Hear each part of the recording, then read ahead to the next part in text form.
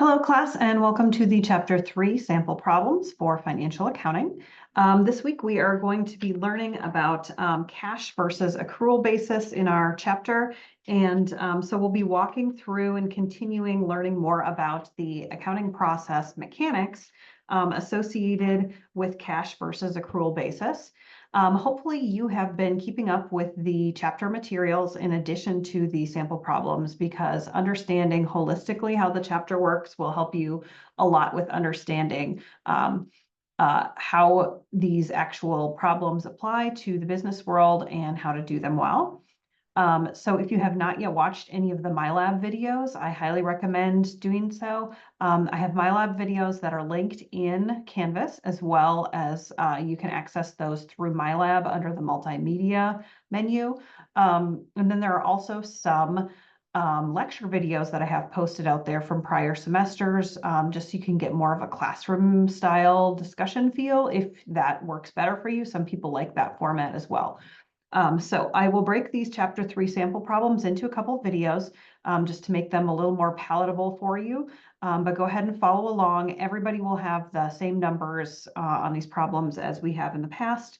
So you follow along, go through the sample problems, and then once you feel like you understand the hows and whys of the sample problems, then you can move on to completing your homework for the week. So I'm going to go ahead and share my screen and turn off my video here so we can concentrate on the problems we will be working.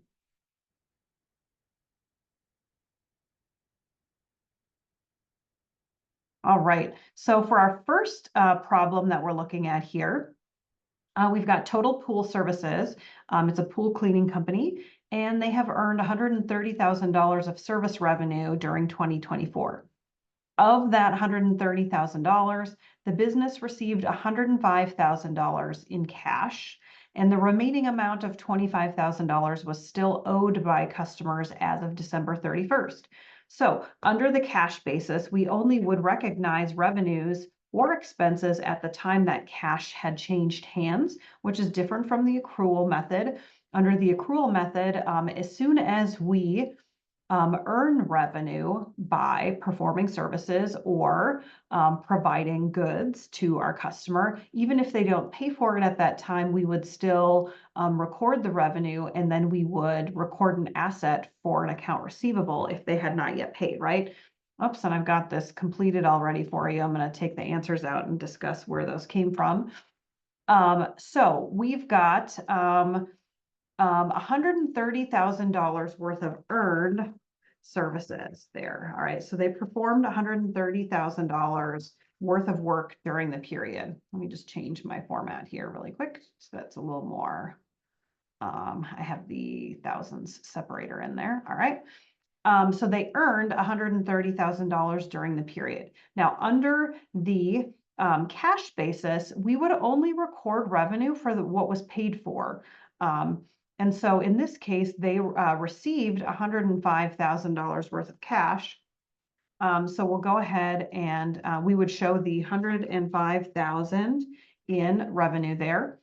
And then as far as expenses go, we would only record the ones that we paid during the year. So we incurred or used $85,000 in expenses with my awesome spelling there. There we go. However, we only paid for, let's see here, 10,000 still needed to be paid. So if we owed 10,000, not 1,000, 10,000. If we owed 10,000 of this 85,000, then that means that we would have had to pay 75,000. All right, so that's what we had there. Now, as far as the revenues, the customers paid us 105,000, and customers owed the difference. So 130,000 minus 105,000. So they still owed us 25,000. All right. So under an accrual system, this would be a receivable right here. And then this one would be our payable in this column here. All right, so for our expenses under the cash basis, then we would just have the, well, let's see here. So we incurred 85,000 during the year, and 10,000 of the expenses still need to be paid. We prepaid $5,000 in cash of December 2024 for expenses incurred during the year. Oh, okay. So of the 5,000 of the amount that we paid, 5,000 of that was for next year. We cannot record an expense.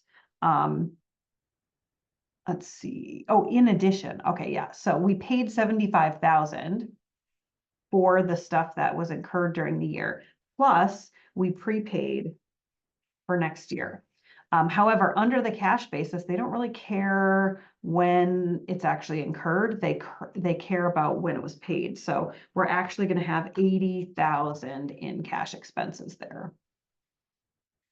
All right, now looking at the accrual basis, and that kind of doesn't really make sense, right? Like if we think about it, we paid in advance, and yes, we paid the cash out, but we haven't actually used it up yet. So like what would happen if we asked for a refund and decided not to use that $5,000 worth of services? You know, so that's sort of a weird area where cash basis does not handle things very well. On the accrual basis, though, we recognize when somebody owes somebody else money and when they don't. Okay, so under the accrual basis, we only record revenues when the services or products are provided, and the same thing goes for expenses. We only record expenses when we actually use something up. So we wouldn't record an expense for something that was prepaid under the accrual basis. We would record a prepaid asset, which shows that we have an economic asset available for future use. So really under the accrual basis, it does a more effective job of keeping track of economic resources or assets that we have available for the future, as well as future requirements or uses of our assets, like things that we owe other people for, right? So for the service revenue, we're going to record the amount that we actually incurred, which was the 130,000, and we're going to record the actual expenses that we incurred of 85,000. All right. Now, looking at problem 2 here, they're asking us to prepare an adjusted trial balance. Okay. So an adjusted trial balance occurs when we have some items that we have to record to reflect that we have used up prepaids. So if we prepaid something, right? Let's say like that last example in December of 2024, we prepaid $5,000 for expenses we expect to use in the future, right? So that would sit there as an asset. But when we use those, let's say it's in February of 2024. Whoops, and it's making my data number. There we go. So let's say that in February of 2024, we actually finally use those services that we prepaid for. There's no exchange of cash to trigger that off. So a lot of our transactions that are in our adjusted trial balance are recorded because there's cash transactions, or we're recording revenue or whatever during the period. Now, under this situation, maybe we have to adjust for a prepaid by showing that we used up an asset. So our asset would get reduced by 5,000, and then we would record our expense. Okay. So in here we had a prepaid of 5,000 that went up, and then we decreased our cash, right? Just to show the flow here. Now, so there's a variety of entries that we need to make. We have our trial balance that we learned about in chapter 2, and then sometimes we need to make adjustments to it to reflect expenses that were incurred but have not yet been recorded. And sometimes we need to record revenues that were earned but have not yet been recorded, things like that. Okay, so looking at our account balances here, they're saying they have the following accounts and account balances after their adjusting entries. All right, so they're not asking us to do any entries here. They're just asking us to put these items into the adjusted trial balance. And a lot of these are going to be, what we're looking for here is a recognition of what types of accounts we would have and what order that they would go in, right? So remembering from when we were looking in chapter 2, let me grab my pencil tool here. We create a trial balance and everything goes in the order of the expanded accounting equation. So we first do assets, then we do liabilities, then we do equity. And then under this equity, we have some subsections, right? We have owner capital, we have owner withdrawals, then we have revenues, and then we have expenses, okay? And then we also have subcategories that could show up potentially on our balance sheet that would show the order that we would expect to see these on our adjusted trial balance. Normally we're in order of liquidity, right? So we're going to have cash is always going to be first, followed by any other short-term assets. So short-term, if you recall, is any type of asset that is expected or could be converted to cash in less than 12 months, followed by long-term assets, including property, plant, and equipment, okay? Under liabilities, then we have short-term liabilities, so those that will require the use of cash within 1 year or one operating cycle. And then we might potentially have long-term assets, things like loans or mortgages are frequent, or I'm sorry, liabilities here. Oops, got my eraser there. Long-term liabilities, not assets. There we go. So long-term liabilities. All right, so that's the general order that we are looking for here. I'm going to move that off to the side. All right, so cash, and then remembering what those normal balances are. That's the next step here for a trial balance. And we can remember that two ways. So we've got assets equals liabilities plus equity when we write out our accounting equation. Everything on the left has a normal balance of debit, and the things on the right in general are increased through credits, just like in our T account where we have debits on the left and credits on the right, right? It gets a little stickier in this equity section because we have some things that increase our equity and some things that decrease our equity. So the things that increase our equity have a credit normal balance, and the things that decrease our equity normally have a debit balance. Okay, so what of these four increases our equity? That would be owner capital and revenues.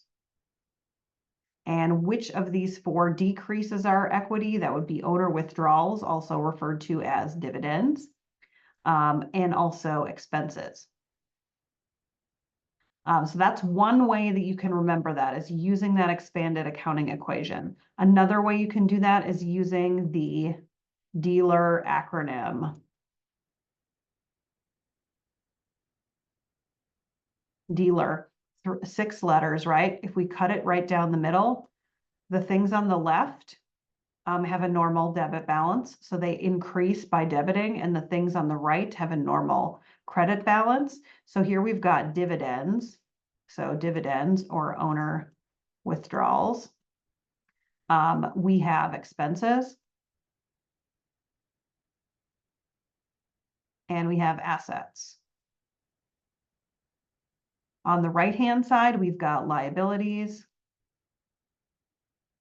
We have equity, and we've got revenues. Okay, so in equity, they consider owner capital to be a whoops, whoa, that last line did not need to happen. Let's just undo that one. equity, they consider owner capital to be owner's equity underneath this acronym. All right, so two different ways we can remember what has a normal debit balance and what has a normal credit balance, and then some discussion there on our trial balance. All right, so looking at our account balances here, they actually gave us the order already here. Now we just basically need to remember which ones are debit versus which ones are credit. And then they did not give us our Houghton capital amount there. So we are going to need to solve for that using our accounting equation. All right. So I'm going to actually clear these off here just because I need to be able to read this, unfortunately. So let's do that. And move this off, whoops, to the right. All right, so going down, cash, I will put the dealer one down here so you can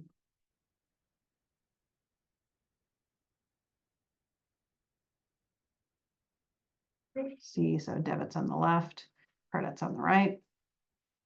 So cash, that's an asset, that's going to be a debit. And so I highly recommend, by the way, taking a minute, pausing this video and taking a stab at entering these in on your own, because I promise you, you're going to remember it a lot better. Even if you totally get all of them wrong, you will remember it better. If you just take like 1 minute and try and put these in based on where you think that they should go.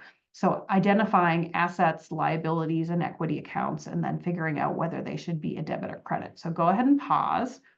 And then now I'm going to assume that you have come back from pausing and are going to be walking through the answers here. Okay, so accounts receivable, that's an asset.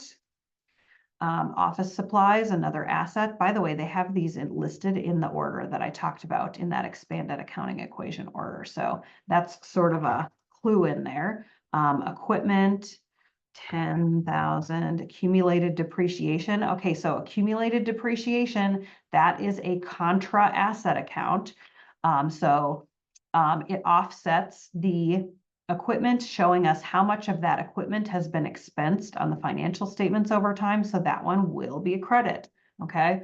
So a contra account, remember, is an account of a certain type that offsets the balance and therefore has the opposite balance of the normal account balance for an account type. So for long-term assets, normally they would have a debit balance, but accumulated depreciation offsets that. So it's a credit balance. All right, so land we have next. And then now we're shifting gears. Accounts payable is a liability. So we're going to head over to the credit column. So we've got 225 there. Utilities payable is 210. Unearned revenue. So somebody prepaid us and we owe them performance, either through services or products. So that's a liability to us, that unearned revenue. So that's a credit of 300.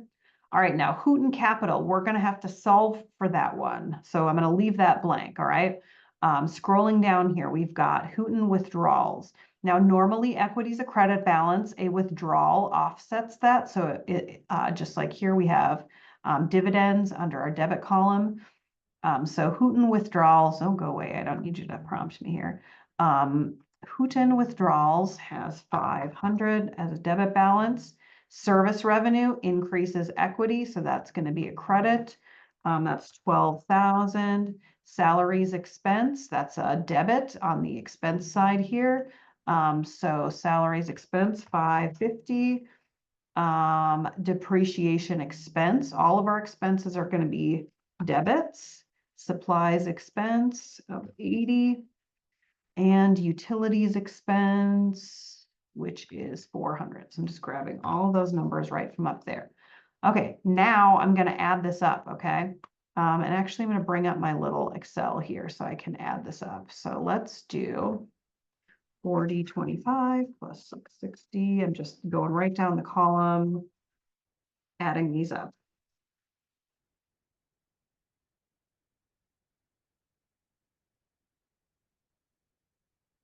All right, so that's giving me 22,135 in my debit column there. Right, so heading back here in my credit column, I've got 1,000 plus 225.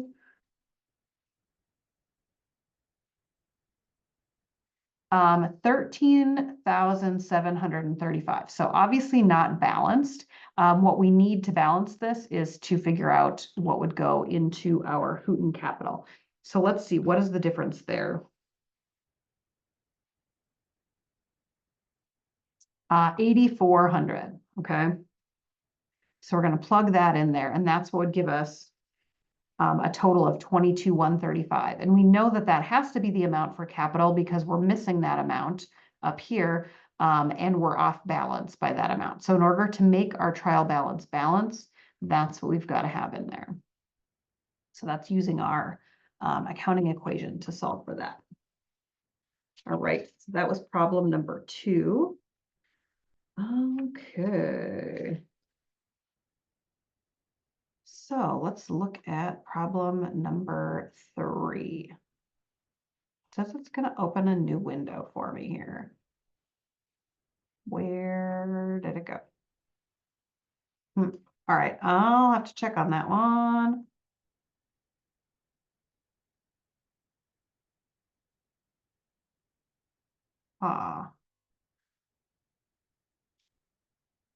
So problem number 3, not sure where that one went. We'll have to come back to that. All right, problem number 4, however, we can take a look at this. Problem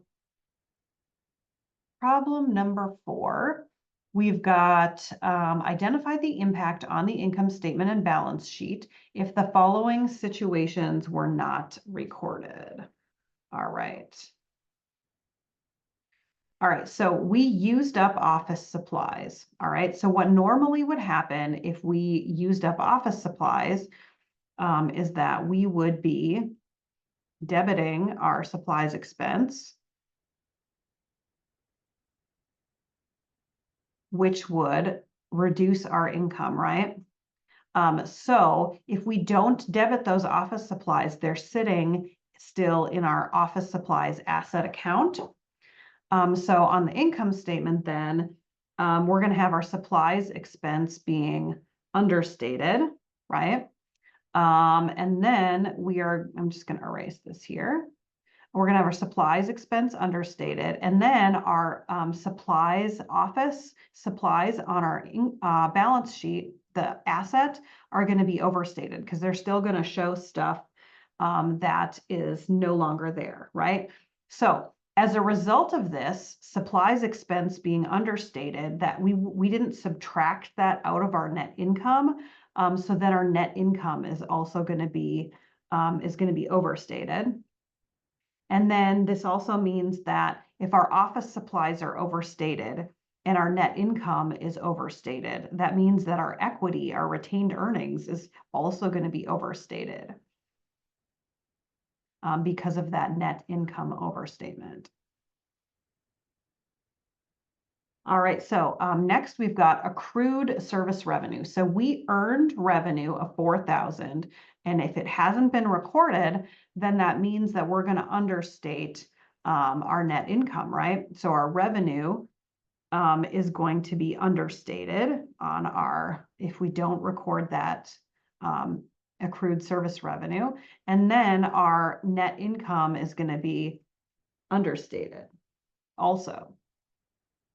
Now, on the balance sheet side, so if we're accruing this, so we earned it, but it hasn't been paid for it, which is telling us that's what the accrued means.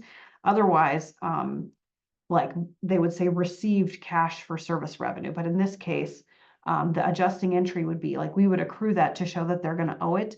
That means that our accounts receivable is going to be understated. And then because our net income is understated, our equity is also going to be understated. So the value of our company will be understated because our assets are understated. Okay, Entry C, depreciation on the building was not recorded. So depreciation is how we expense our long-term assets over time. So that means that our depreciation expense is going to be understated. When we understate an expense, then our net income is overstated because we didn't subtract that out of our net income. It also means that our accumulated depreciation is going to be understated if we don't record that, which means our total assets will be overstated. And because our assets are overstated and our net income is overstated, our equity will also be overstated because we're showing that we have more assets than we actually have. All right, item D here, prepaid insurance expired. In other words, we used up our prepaid insurance. So if we didn't record that we used that up, then that means that our insurance expense is going to be understated. If we understate our expense, we're not subtracting it out of our net income. So our net income is going to be overstated. On the balance sheet side, we still have a prepaid sitting there on our balance sheet that doesn't exist. So our assets are going to be overstated. So prepaid insurance overstated. And if we're overstating our assets, that means that we are also going to be overstating our equity.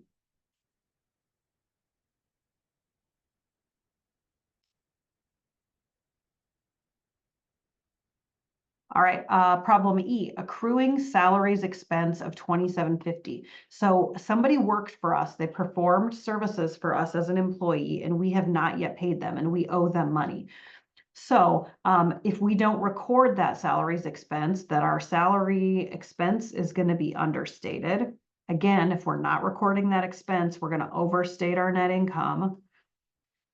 We are going to have a liability of salaries payable that's going to be understated if we don't show that we record that we owe that. And if we understate our liabilities, then that means that our equity is going to be overstated.